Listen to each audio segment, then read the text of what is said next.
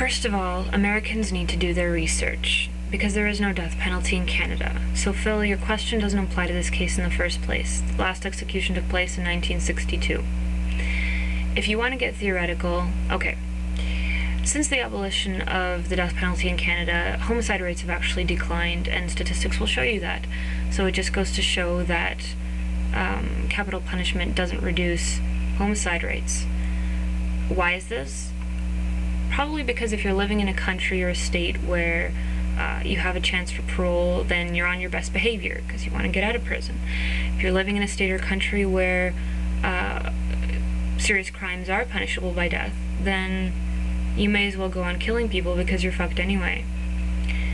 Second of all, depending on the state that you're living in, a capital case can be anywhere from 50 to 70% or more expensive than a non-capital case. So the government is actually paying more money to kill the person than to keep them in jail. Third thing, Vince Lee already went to court today. He didn't say a word.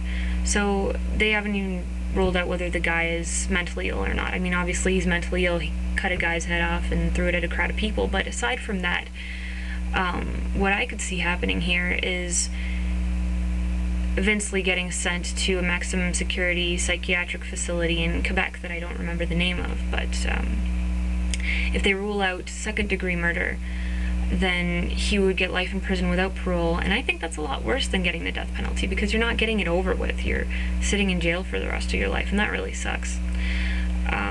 As for the whole issue of nobody helping Tim McLean while he was being stabbed, there's something called the bystander effect, or Genevieve syndrome.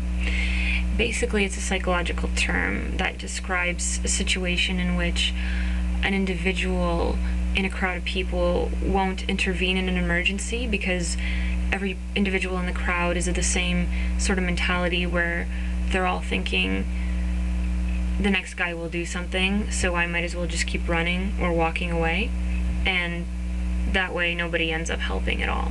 So a lot of stupid responses. I just thought I'd put in my 2 cents, so there it is.